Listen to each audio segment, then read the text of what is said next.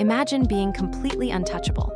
Every weapon, every poison, every force in the universe has sworn an oath to never harm you.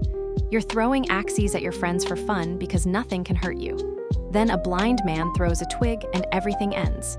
This is the story of Baldur, the most beloved god in all of Norse mythology, and the tiny overlooked weakness that brought down the light of Asgard.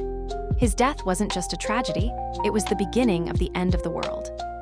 In the shadowed halls of Asgard, where gods walked among starlight and storm, none shone brighter than Baldur. Son of Odin the All-Father and Frigg the Queen of Gods, he wasn't just royalty, he was pure light made flesh. His presence alone could pierce the darkness of the Norse cosmos. Married to the goddess Nanna, father to Forseti the god of justice, Baldur represented everything the Aesir aspired to be. But this radiance would become the ironic backdrop for his darkest fate. The tale begins with omens. Baldur began experiencing dreams foretelling his own demise, visions that struck terror into the hearts of the gods. In Norse mythology, prophecy carries the weight of inevitability. When Odin himself rode to the underworld to consult a dead seeress, she confirmed the worst. Baldur would die, and his death would herald something far worse than one god's fall. It would signal Ragnarök, the twilight of the gods and the end of the cosmos itself. Frigg refused to accept her son's fate.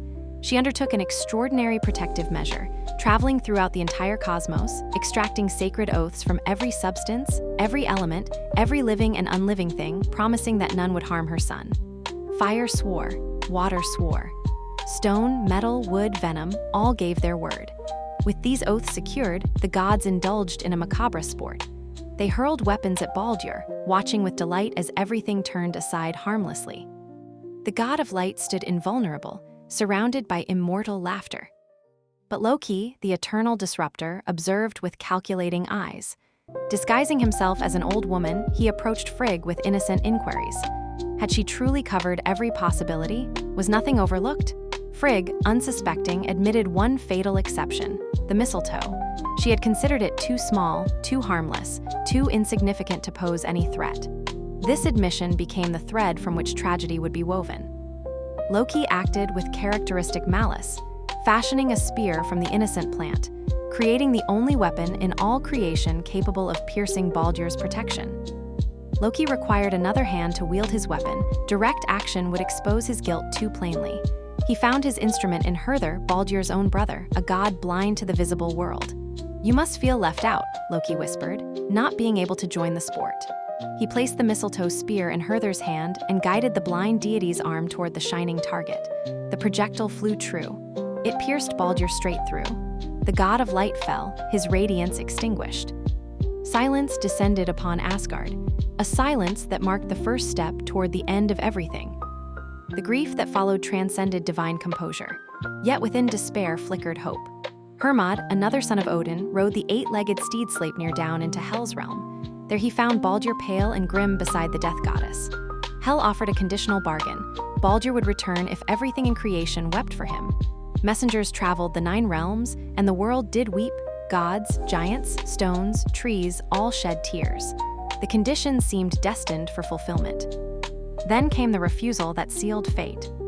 The giantess Thanks, widely understood to be Loki in another disguise, declared she would weep dry tears for Baldur. With this single refusal, resurrection collapsed.